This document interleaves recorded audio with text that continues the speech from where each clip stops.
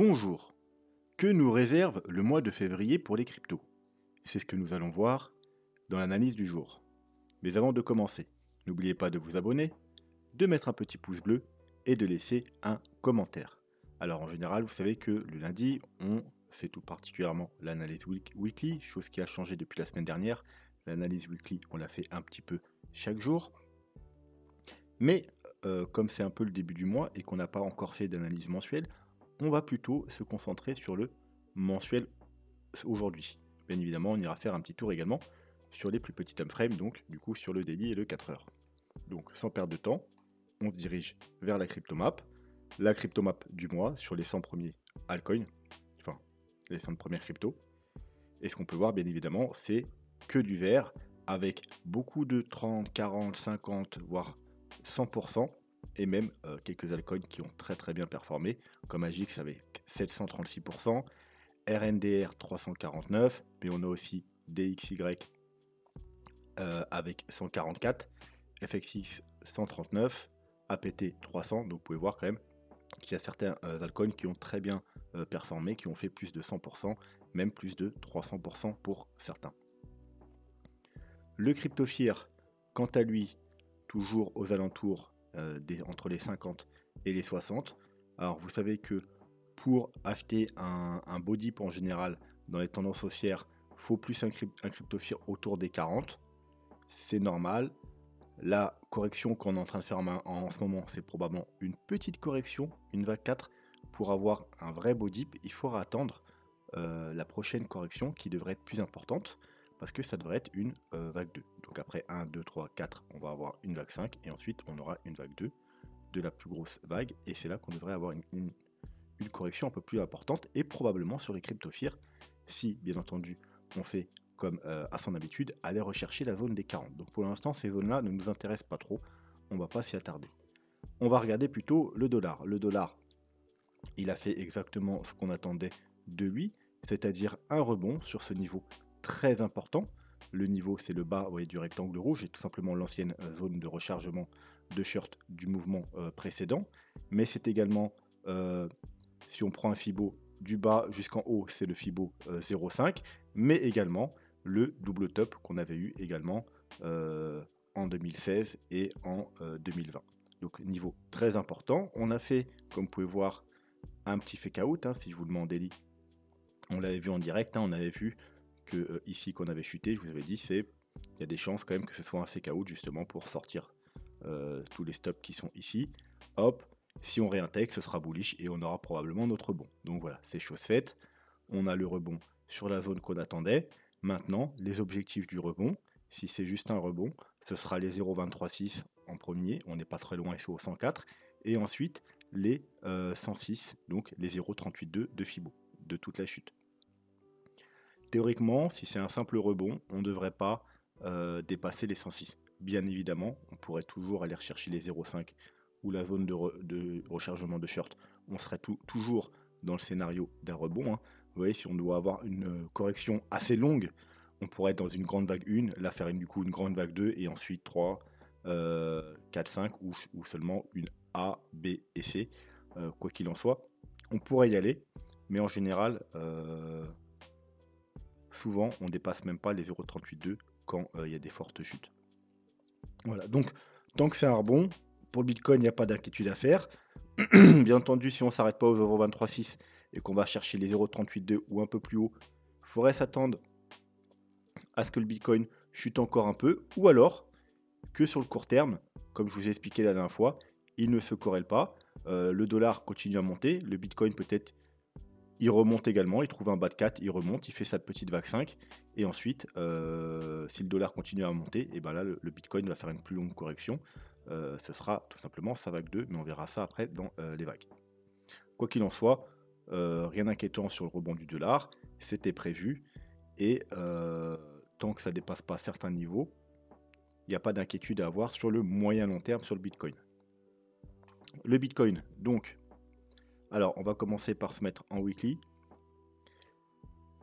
L'important, vous savez, en ce moment, c'est la trendline qu'on a cassé la semaine dernière. Là, on est potentiellement en train de faire un pullback dessus. Donc, rappelez-vous ce que je vous ai dit dans la dernière vidéo.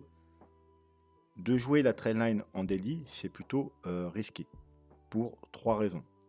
Alors en plus, quand je fais la vidéo, on était vers les 24 000 $, et je vous ai dit, de jouer maintenant de l'achat, c'est risqué, surtout si vous jouez sur la trendline, pour 3 raisons. D'une part, c'est une trendline weekly, donc normalement, on doit attendre les confirmations weekly. Donc je vous rappelle, une vraie confirmation, c'est on a une clôture au-dessus de la trendline et une bougie qui confirme. La bougie qui confirme, elle doit être également au-dessus de la trendline, mais également être une bougie verte. Vous voyez, chose qu'on n'a pas là, on a une grosse bougie rouge de rejet. Donc maintenant, il faut attendre cette semaine pour confirmation. Et deuxièmement, on est sous une grosse résistance, les 24-25 000 $. Donc en général, il vaut mieux pas acheter sous résistance. Et troisièmement, on attend une vague 4. On a eu une vague 1, 2, 3, et on était à la fin de notre décompte de la vague 4. On attendait une vague 4, un haut de vague 4 sous les 25 000 $. Alors on va quand même aller, hop, c'est ici, non, c'est ici, voilà. 1, 2, 3, on attendait un sommet de vague 3 sous les 25 000 $ pour avoir notre correction de vague 4. Donc c'est pour ça que je vous ai bien précisé ça la dernière fois dans la vidéo, qu'il fallait faire attention. Trendline, c'est une trendline weekly, résistance, et on attend une vague 4 qui va pas tarder à arriver. Donc il vaut mieux peut-être être un peu plus patient pour faire vos achats. Et je vous ai dit qu'on pourrait très bien, justement avec la vague 4, aller rechercher bien, la trendline. Donc sur ce graphique du moins, c'est chose faite. Vous voyez, on a fait hier ou aujourd'hui, je sais plus, enfin les deux même, hier et aujourd'hui, un pullback sur la trendline. Donc les plus agressifs auront pu tenter des achats sur la trendline, mais à savoir que la correction est encore très faible. Hein. Pour une vague 4, on va retourner là-dessus, je vous montre. On va se mettre un Fibo. Hop. Et vous voyez que la target de la vague 4, c'est tout simplement le rectangle vert qui était décidé là. Donc 0,236, 0,232, ça c'est une vague 4 plutôt faible. Tout simplement parce qu'on a une forte 1, donc on attend une vague 4 faible. Mais pour l'instant, on n'a même pas été touché les 0,236. Alors vous pouvez voir que sur ce graphique, je vais enlever ça maintenant, il y a le rectangle de toute façon, la trendline n'est pas la même, tout simplement parce que c'est un autre échangeur, les prix ne sont pas les mêmes, donc ça peut nous donner des trendlines différentes. Sur celui-ci, donc c'est sur IDBTC, on n'a pas encore été retest la trendline, tout simplement parce que la trendline n'est pas placée au même niveau. Mais vous pouvez voir que, alors je vais me remettre en daily, c'est pas la même, mais elle est tout aussi pertinente. Vous voyez que là, rejet, rejet, rejet, rejet, rejet, support, support, support, support, support. Donc elle joue très bien son rôle, tout simplement parce qu'elle est adaptée au graphique. Mais voilà, sur ce graphique, on n'a pas été encore retest la trendline. D'ailleurs, un retest de la trendline sur ce graphique, et qui voudrait aller chercher également la première target d'une vague 4, c'est-à-dire les 0,236. Vous voyez, les 0,236 sont juste au-dessus de la trendline. Donc si on y va aujourd'hui ou demain, ça serait un très bon niveau. Par contre, ce coup-ci, pour tenter des achats, parce qu'on aura et les 0,236 et la trendline du coup. Alors, est-ce que nous sommes obligés d'y aller? Non. Vous savez qu'en début de bull run, comme je vous le répète souvent, souvent les corrections sont très faibles. On ne veut pas laisser les gens rentrer dans le train. Et des fois, on ne va même pas chercher les objectifs. Ça arrive même que des vagues 2, alors pas celle-ci, mais peut-être la prochaine, elles vont jusqu'au 0,236. Alors qu'une vague 2, vous savez que normalement c'est 0,5, 0,618. Donc une vague 4 ne peut potentiellement pas atteindre les 0,236. Notamment, comme vous pouvez voir sur ce graphique, on a déjà fait un pullback sur la trendline. On pourrait s'arrêter là et repartir. Hein. Vous voyez d'ailleurs, on a fait un rebond. Si je vous mets un petit time frame, vous voyez qu'on est venu parfaitement chercher la trendline. Et regardez le gros rejet. Hein, donc, sur ce graphique, cette trendline est également très pertinente. Elle a fait son boulot.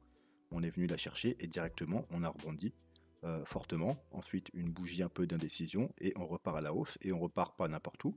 Tout simplement parce qu'on a également une petite trendline 4 heures ici. Et on est revenu chercher le haut de la trendline, vous voyez. Donc ça nous fait une sorte de petit, du coup, sur le court terme, triangle. Et voilà. Donc si on sort par le bas du triangle, on ira probablement chercher les 0,236 ou les 0,382 un peu plus bas.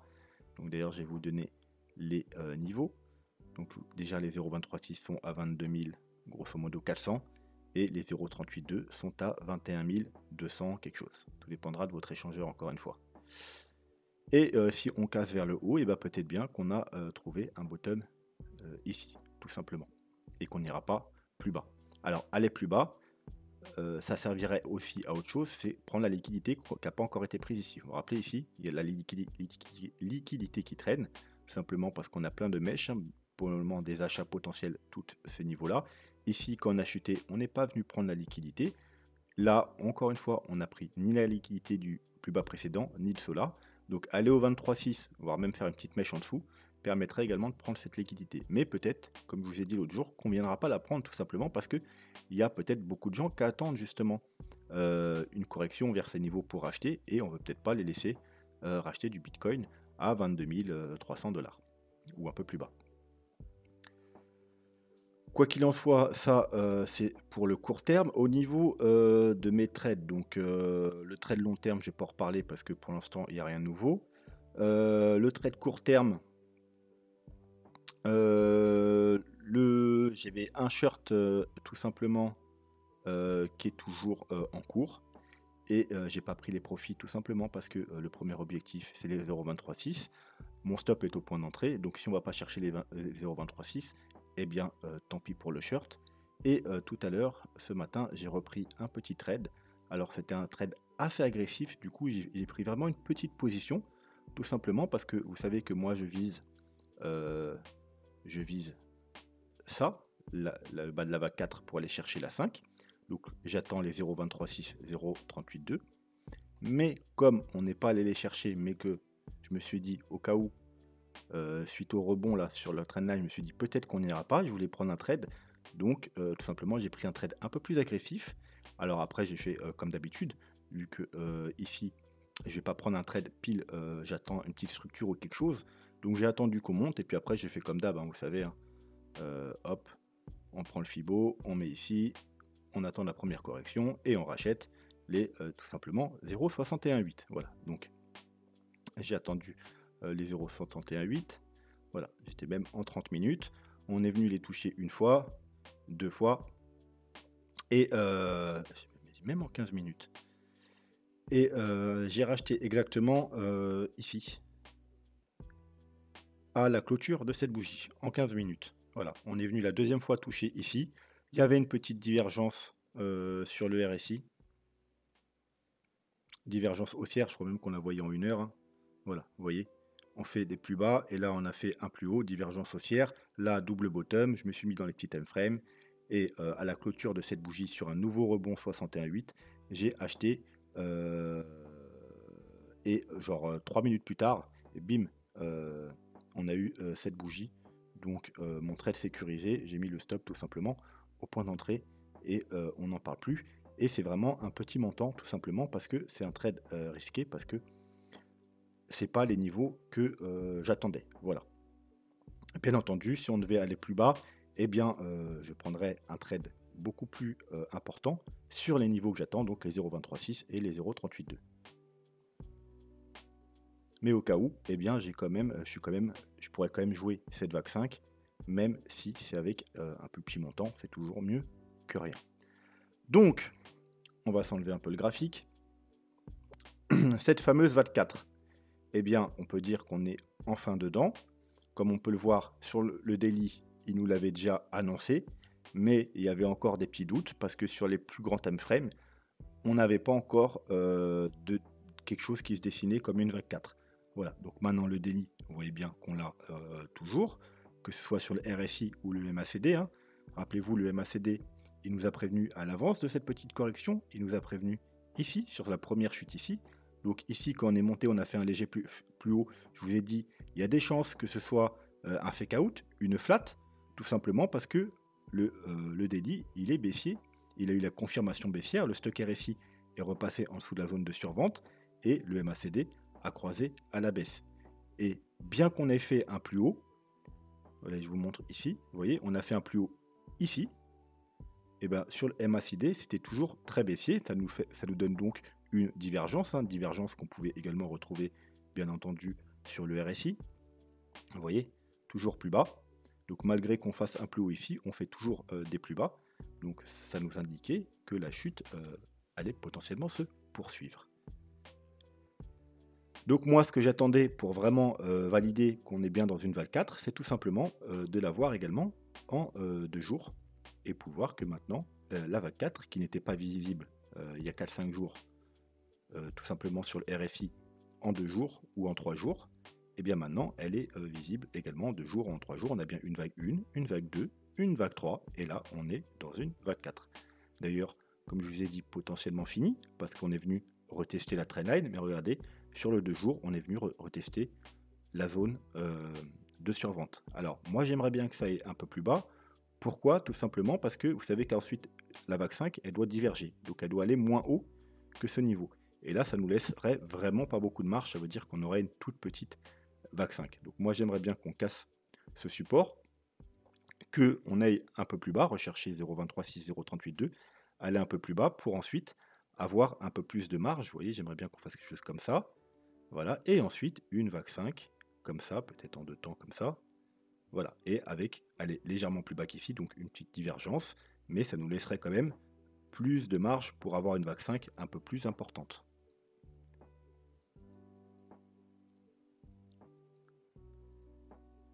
Voilà, quoi qu'il en soit, une fois qu'on aura eu le bas de la vague 4, on pourra calculer les objectifs. Là, j'ai mis des objectifs provisoires, mais avec comme bottom les 0,236. Donc quand on aura fait des nouveaux plus hauts, eh bien on pourra calculer précisément les objectifs de la vague 5. Pour l'instant, ils sont là. Voilà, ça va grosso modo des 26 aux 30 000 $ pour des objectifs raisonnables. On peut aller plus haut, mais c'est beaucoup moins raisonnable, c'est un peu trop optimiste. Et ensuite, quand on aura fait ces 5 vagues, et ben là seulement, on aura une correction plus importante, théoriquement, je vous dis bien théoriquement, parce que, comme je vous disais, des fois en bull run, on a des toutes petites corrections, même pour des vagues 2, ça veut dire qu'on aura fini une vague 1, et là, théoriquement, on a une vague 2 qui est une correction assez importante, donc il faudra être prudent, et ensuite, une vague 3, 4 et 5 pour aller to the moon. Voilà. Et c'est cette vague 2 où, sur le CryptoFear, il y a des chances que si on a une correction un minimum importante, on ait recherché également la zone des 40 sur les CryptoFear. Voilà, donc ça c'est pour le court terme, donc pas grand changement. On va quand même aller en 4 heures. Donc, hop, je replace bien le haut de ma 3. Donc pour moi, comme je vous ai dit la dernière fois, on est potentiellement dans une flat. Vous voyez, ce mouvement c'est un petit fake out tout simplement parce que c'est une flat. Et en gros, on a à peu près la même chose que vous pouvez voir ici. On va enlever ça en weekly. Ouais, je vais vous montrer. Rappelez-vous, en weekly, on a notre fameuse flat. Hein. Alors je vous la montre ici quand même, parce qu'elle est dessinée. Là, c'est notre flat en jaune. A, B, C, avec 1, 2, 3 mouvements baissiers, 1, 2, 3 mouvements haussiers, et 1, 2, 3, 4, 5 mouvements baissiers. Donc là, on va repasser en 1 heure. En 4 heures, ça ira très bien. Voilà. Donc, vous voyez, 1, 2, 3 avec une 1, 2, 3 pas très bien marquée. 1, 2, 3 avec vraiment bien marqué, vous voyez comment c'est. Et ensuite, un mouvement assez long, une dernière vague assez longue en 1, 2, 3, 4, 5. Et bien là, on a quasiment la même chose, mais en 4 heures. Vous voyez, 1, 2, 3 pas trop marqué. 1, 2, 3 bien marqué, vous voyez, qui ressemble fortement à ça. Hop, hop, hop. Et ensuite, un mouvement assez long en 1, 2, 3.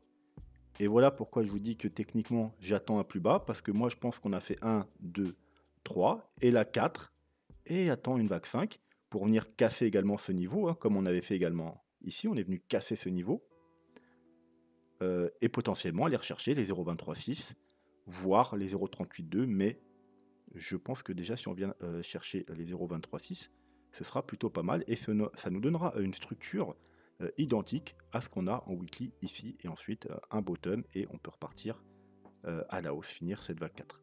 Voilà, donc il est possible qu'on ait déjà fini, il est possible qu'il y ait déjà une 1, 2, 3, 4, 5 là-dedans. Si on le regarde en 1 heure, c'est même validé pour le RSI, mais je vois plutôt ça, une petite correction plus qu'il faut regarder en 4 heures, donc j'aimerais bien voir ça en 4 heures.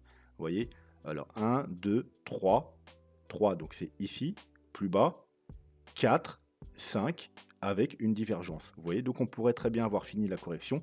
Malheureusement, si je passe en 4 heures, et vous voyez quand même que c'est une correction 4 heures, parce qu'elle est très bien dessinée en 4 heures, eh bien on a juste 1, 2, 3, et il nous manque 4, 5 avec une divergence. Voilà. Donc potentiellement fini, mais quand même de fortes chances d'aller rechercher un peu plus bas. Voilà, donc ça, c'est bon. Alors ça, c'est juste, voilà, pour commencer l'analyse mensuelle, on va reprendre notre graphique de Bitfinex avec notre très belle trendline haussière.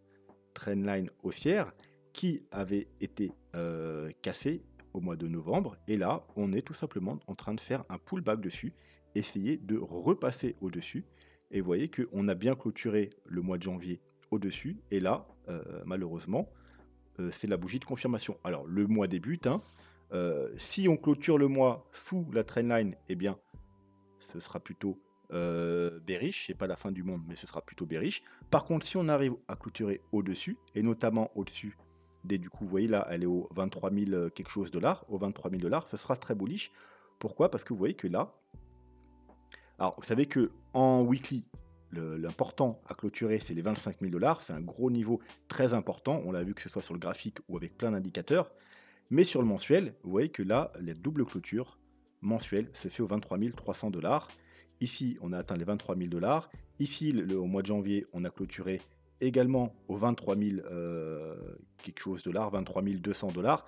Donc c'est vraiment les 23 300 dollars qu'on a depuis le mois de juillet, on n'a pas réussi à repasser au-dessus en weekly, en mensuel, excusez-moi, des 23 300 dollars. Donc si on a une clôture au-dessus des 23 300 dollars ce mois-ci, eh bien, ce sera extrêmement bullish parce que voilà, on aura cassé un très gros niveau de résistance, mais on se trouvera également au-dessus de la fameuse trendline, hein. Donc je vous rappelle une trendline bullish, hein. Vous voyez, on ne l'avait jamais passé en dessous. À chaque fois, les bottoms se sont faits sur au-dessus de cette trendline. On est passé en dessous, peut-être petit fake out. Si on reclôture un mois au-dessus, eh bien voilà, ce sera quelque chose. Donc l'objectif du mois de février, ce sera de clôturer au-dessus des 23 300 dollars.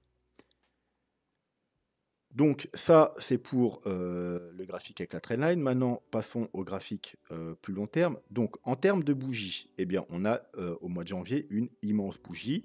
On a englobé une, deux, trois, même quatre, les quatre dernières bougies, hein. Donc c'est une Angofield Candle. C'est une bougie très très bullish et en général, il faut s'attendre à avoir des bougies vertes par la suite. Ensuite, en termes de moyenne mobile, rappelez-vous, on avait cassé la moyenne mobile 50, hein, chose qui, à part avec une mèche ici et une mèche là et une petite mèche là, on n'avait pas clôturé dessous. En cassant cette moyenne mobile, du coup, ici, ensuite, elle avait fait résistance et on s'attendait potentiellement à aller rechercher la moyenne mobile 100. La moyenne mobile 100 qui était vers les 12 000 dollars. Chose qui n'a pas été faite, on s'est arrêté sur la moyenne intermédiaire, c'est-à-dire sur la moyenne mobile entre 50 et 100. La moyenne mobile intermédiaire, c'est la MA 75, donc que j'ai mis en jaune ici. On avait presque été touché avec le Covid. Et là, on est venu, on a fait un petit fake out avec une petite mèche. Là, bougie d'incertitude, pile dessus. On ne savait pas si on allait repasser en dessous ou au-dessus. Et finalement, on a décidé de repasser au-dessus. Et qu'est-ce qu'on est venu chercher? Eh bien, tout simplement, on est revenu tester la moyenne mobile 50 qui a fait rejet. Vous voyez, on a fait une petite mèche, mais on n'a pas réussi à passer au-dessus. Et là, encore une fois, en ce début de mois, c'est elle qui fait rejet. Donc, elle se trouve au encore une fois, aux 23 000 et quelques, donc là plus précisément 23 600 dollars. Encore une fois, ce qui nous dit que si on clôture le mois au-dessus des 23 000, grosso modo 500 dollars, c'est extrêmement bullish et qu'on ira directement rejoindre la EMA 21 aux 27 600 dollars, donc proche des 28 000 dollars, notre niveau très important après les 25 000, vous savez, en weekly, c'est les 28 000 dollars, même la zone, si on veut compter large, des 28 à 30 000 dollars. Et ici, bien entendu, il faudra être prudent. Mais si on arrive à passer les 27, les 28 000, arrondissons 28 000 dollars, eh bien, on sera totalement bullish parce que regardez, si on dézoome, quand on est au-dessus de la EMA 21, eh bien, à chaque fois, on est extrêmement bullish, hein. Quand on passe en dessous, en général, on revient chercher la EMA 50. Quand on repasse au-dessus, on est extrêmement bullish. En dessous, on vient chercher la EMA 50. Au-dessus, bullish. En dessous, on vient chercher la EMA 50. Et quand on repasse au-dessus, on est bullish. Et joue support jusqu'à ce que on entre dans une nouvelle tendance baissière où on revienne chercher la MA50. Ce coup-ci, on l'a cassé, la pullback. Donc si on recasse la MA50, direction, comme je vous ai dit, les 28 000 $. Et si on casse, eh bien, on repassera totalement bullish également en mensuel. Voilà, ça c'est pour les moyennes mobiles. Pour le RSI, eh bien, on vient également de passer un niveau important, c'est qu'on avait du support par ici. Vous voyez, ici on ne l'a pas touché, mais on était un peu au-dessus. Là, on l'a touché à plusieurs reprises. Là, on est venu encore le chercher ici. Et au Covid, on ne l'a pas touché, mais on était un peu au-dessus. Eh bien, ce support-là, encore une fois, on l'avait cassé ici. Donc le petit fake out qu'on a eu. Et on est repassé au-dessus. Et pour l'instant, on est au-dessus. Donc c'est très bien. On est au-dessus d'un support long terme, donc qui ne fait plus résistance. Théoriquement, et maintenant, il va nous supporter. Donc tant qu'on reste au-dessus, ce sera plutôt bullish. Alors ça, c'est pour le mensuel. Et quelque chose qui est plutôt pas mal, c'est que du coup, vu qu'on est quand même vachement descendu, hein, on est descendu plus bas que le Bitcoin n'avait jamais fait, eh bien ça nous laisse quand même un potentiel haussier assez important, parce que vous voyez que les tops, ils font toujours, grosso modo, dans cette zone.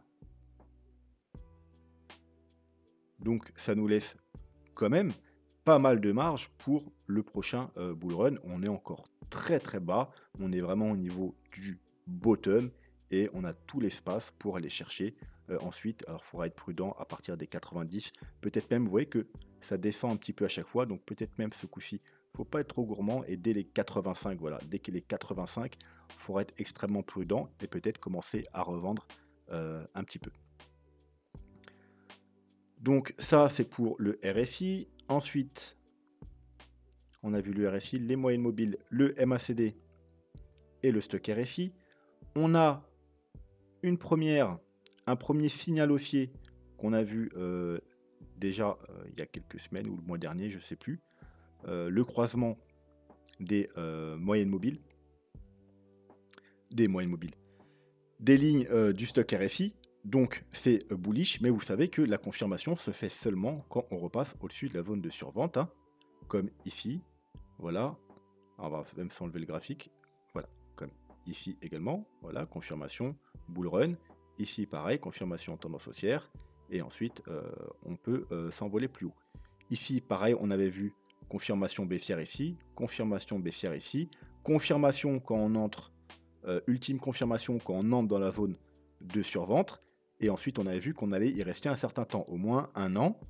Et voilà, vous l'avez annoncé ici, au décembre de l'année dernière, qu'il fallait s'attendre à rester plus d'un an en zone de survente, donc en chute. C'est exactement ce qui s'est passé. Et lorsque on repassera au-dessus de cette zone de survente, il y a de fortes chances que on n'ait plus faire de plus bas et que le bull run soit vraiment totalement confirmé et qu'on aille faire des nouveaux plus hauts. Pareil pour le MACD. Le MACD, lui, pour l'instant, on n'a aucune confirmation, mais depuis le mois d'octobre, on a vu que la tendance s'inversait. On n'était plus en chute libre, on ralentissait et que au niveau du momentum, eh bien, on n'avait plus, vous voyez, bougie rouge de plus en plus grosse, de plus en plus grosse. Et là, on a eu, voilà, un ralentissement de la chute, des premières bougies roses.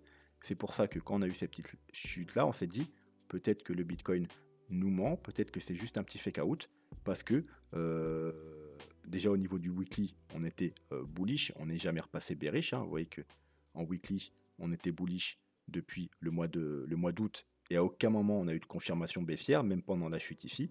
Mais en mensuel également, ça commençait à ralentir et vous voyez qu'on a eu des bougies roses, même de plus en plus petites, et qui se dirigent vers, dans quelques mois, eh bien, un recroisement et des premières bougies vertes. Ce sera l'ultime confirmation. Euh, donc, repasser au-dessus de la zone de survente et avoir des bougies vertes sur le momentum du MACD. Et on aura également, du coup, en même temps, le croisement des deux lignes, le croisement bullish du MACD, comme précédemment.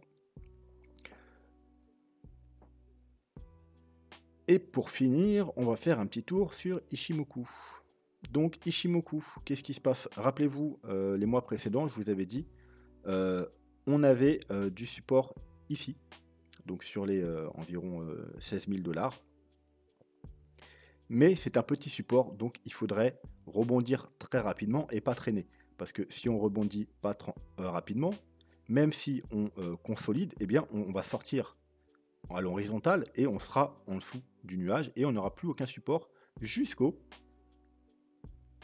environ 10 000 $. Donc je vous avais dit, si on ne rebondit pas rapidement et qu'on casse du coup ce nuage, eh bien malheureusement, au niveau en termes d'Ishimoku, il n'y a plus aucun support jusqu'aux 10 000 $.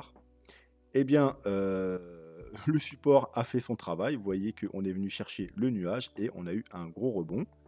Là, maintenant, on en est où? On est sur cette bougie, on est encore sur le support du nuage, mais on est sous la Tenkan. Voilà. Donc, si on arrive à passer ces niveaux, encore une fois environ les 23 500 $, on sera au-dessus du nuage et au-dessus de la Tenkan.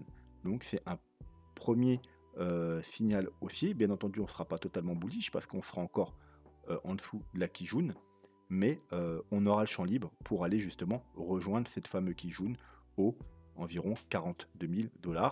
Techniquement, il n'y aura plus rien sur Ishimoku mensuel qui nous en empêche. Il n'y aura plus aucune résistance, tout simplement.